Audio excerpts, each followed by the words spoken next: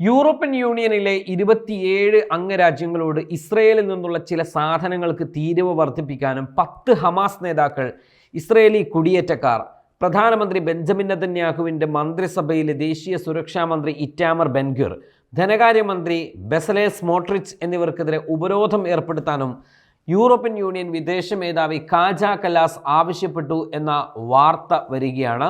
ഇവർ പറയുന്നത് ഇത് ഇസ്രയേലിനെയോ അവിടുത്തെ ജനങ്ങളെയോ ശിക്ഷിക്കുന്നതിന് വേണ്ടിയുള്ള ഒരു ലക്ഷ്യം അല്ല ഞങ്ങൾ ഇപ്പോൾ നൽകുന്നത്. ഇത് അനന്തമായിട്ട് നീട്ടിക്കൊണ്ടുപോകുന്ന കാര്യവുമല്ല, മറിച്ച് ഞങ്ങളുടെ ലക്ഷ്യം എന്ന് പറയുന്നത് ഇസ്രയേൽ ഇപ്പോൾ ചെയ്തുകൊണ്ടിരിക്കുന്നത് അതിരില്ലാത്ത ക്രൂരതകളാണ്. എല്ലാം അവസാനിപ്പിച്ചിപ്പോൾ ഗാസ സിറ്റിയിലേക്ക് പോലും ഇസ്രയേൽ അവരുടെ ടാങ്കുകളും ഡ്രോണുകളും ഒക്കെയായി മുന്നേറിക്കൊണ്ടിരിക്കുന്ന ഒരു സമയമാണ്.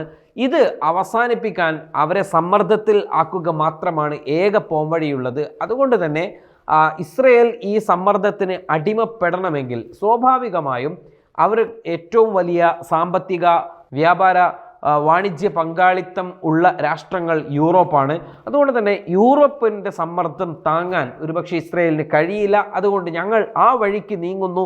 ഇത് അനന്തമായി നീട്ടിക്കൊണ്ടുപോകുന്ന ഒരു തീരുമാനമൊന്നും അല്ല, പക്ഷേ മറിച്ച് ഇസ്രയേൽ ഇത് ചിന്തിക്കണം. ലോകരാഷ്ട്രങ്ങൾ ഒന്നായി ഇസ്രയേലിനോട് പറഞ്ഞുകൊണ്ടിരിക്കുകയാണ് യുദ്ധം അവസാനിപ്പിക്കണം, അല്ലെങ്കിൽ ഗസയിലെ നിസ്സഹായരായ മനുഷ്യരെ ഇങ്ങനെ കൊന്നു തള്ളുന്നത് കണ്ടു നിൽക്കാൻ പോലും ലോകത്തിന് കഴിയാത്തൊരവസ്ഥയാണ് എന്നൊക്കെ ഇസ്രയേലിനോട് പല രാഷ്ട്രങ്ങൾ പല തരത്തിൽ പറഞ്ഞുകൊണ്ടിരിക്കുകയാണ്. 23 മാസമായി ഈ ഗസയിലെ ഈ അവസ്ഥ ഇസ്രയേൽ മുന്നോട്ട് കൊണ്ടുപോകുന്ന അക്രമങ്ങൾ തുടരുകയാണ്. ഈ അക്രമങ്ങൾ അവസാനിപ്പിക്കാൻ ഇസ്രയേലിനെ സമ്മർദ്ദത്തിലാക്കാനാണ് യൂറോപ്യൻ യൂണിയൻ ഇങ്ങനെയൊരു തീരുമാനമെടുക്കുന്നത് എന്നാണ് EU വക്താക്കൾ പറയുന്നത്. ഇസ്രയേലി ടാങ്കുകളും ഡ്രോണുകളും സൈനികരും ഗസയിലേക്ക് കടന്നു കയറിയതോടെ ഫലസ്തീനികൾ കൂട്ടത്തോടെ ഗസ സിറ്റിയിൽ നിന്ന് പലായനം ചെയ്യുന്ന സാഹചര്യത്തിലുമാണ് യൂറോപ്യൻ യൂണിയൻ്റെ ഈ നീക്കം എന്നതും നമ്മൾ എടുത്തു പറയേണ്ട ഒന്നാണ്. യുദ്ധം നിർത്തണം, ദുരിതങ്ങൾ അവസാനിക്കണം, എല്ലാ ബന്ധികളെയും മോചിപ്പിക്കണമെന്നും കലാസ് പറയുന്നുണ്ട്. ഉപരോധം ഏർപ്പെടുത്തിയ വ്യക്തികളുടെ യൂറോപ്പിലുള്ള സ്വത്തുക്കൾ മരവിപ്പിക്കുകയും യൂറോപ്യൻ യൂണിയൻ രാജ്യങ്ങളിലേക്ക് യാത്രാവിലക്ക് ഏർപ്പെടുത്തുകയും ചെയ്യും. ഇസ്രയേലിൻ്റെ ഏറ്റവും വലിയ വ്യാപാര പങ്കാളിയായ യൂറോപ്യൻ യൂണിയൻ്റെ തീരുവ വർധന യുദ്ധ സാഹചര്യത്തിൽ വലയുന്ന ഇസ്രയേൽ സമ്പദ് വ്യവസ്ഥയെ കാര്യമായിട്ട് തന്നെ ബാധിച്ചേക്കാം എന്നുമൊക്കെയാണ് യൂറോപ്പ് കണക്ക് കൂട്ടുന്നത്. അതേസമയം ഫലസ്തീൻ അതോറിറ്റിക്കുള്ള പിന്തുണ യൂറോപ്പ് തുടരും. ഗസയിൽ പട്ടിണിയില്ലെന്നും ആവശ്യത്തിന് മാനുഷിക സഹായം അനുവദിക്കുന്നുണ്ടെന്നും ഇസ്രായേൽ വിദേശകാര്യമന്ത്രി ഗിഡിയൻ സർ വ്യക്തമാക്കിയിട്ടുണ്ട്.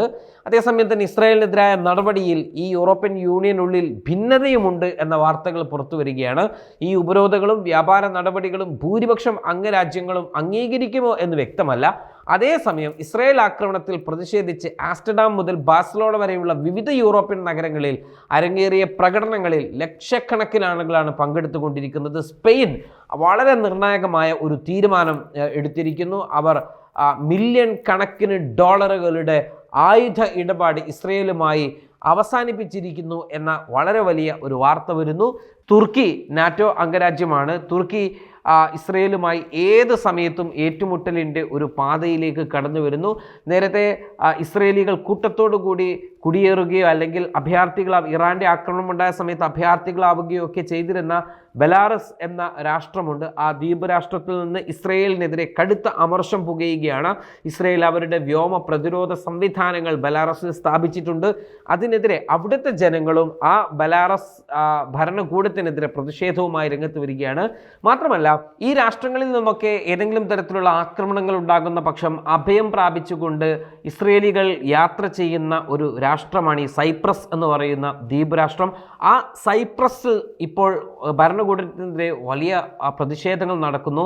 സൈപ്രസ് എങ്ങനെയാണോ ഫലസ്തീനിലേക്ക് ഇസ്രയേലികൾ ജൂതന്മാർ കുടിയേറി അവരുടെ ജൂതരാഷ്ട്രമാക്കിയത്, അതുപോലെ സൈപ്രസിനെയും അതുപോലെയുള്ളൊരു രാഷ്ട്രമാക്കുമോ അല്ലെങ്കിൽ ഇസ്രയേലിൻ്റെ കോളനികളാക്കുമോ?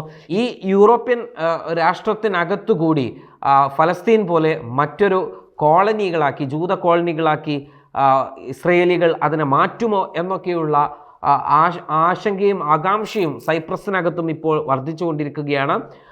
ഈ ഒരു പ്രശ്നം സൈപ്രസിനകത്തും വർദ്ധിക്കുന്നു. ഇസ്രയേലിനെതിരെ യൂറോപ്പ് വളരെ ശക്തമായ നിലപാട് സ്വീകരിക്കുന്നു. ലോകരാഷ്ട്രങ്ങൾ ഒന്നടങ്കം ഇപ്പോഴുള്ള ഈ ജനോസൈഡ് ഏത് തരത്തിലും അവസാനിപ്പിക്കണമെന്ന ഒരു ആവശ്യകതയിൽ ഉറച്ചു നിൽക്കുന്നു, അതിനുവേണ്ടി പ്രവർത്തിക്കുന്നു. ഇനി നമ്മൾ കണ്ടറിയേണ്ടത് ഇസ്രയേൽ ഇത് ഏത് തരത്തിൽ ഇതിനെയെല്ലാം വകവെച്ച് മുന്നോട്ട് പോകും? അമേരിക്കയുടെ മാത്രം ആശ്രിതത്വം കൊണ്ട് ഇസ്രയേൽ അതിനെ അതിജീവിക്കുമോ? അതല്ല യൂറോപ്പ് അടക്കമുള്ള രാഷ്ട്രങ്ങളുടെ ഈ ഒരു സമ്മർദ്ദം ഫലം കാണുമോ എന്നതൊക്കെ കണ്ടറിയേണ്ടതുണ്ട്.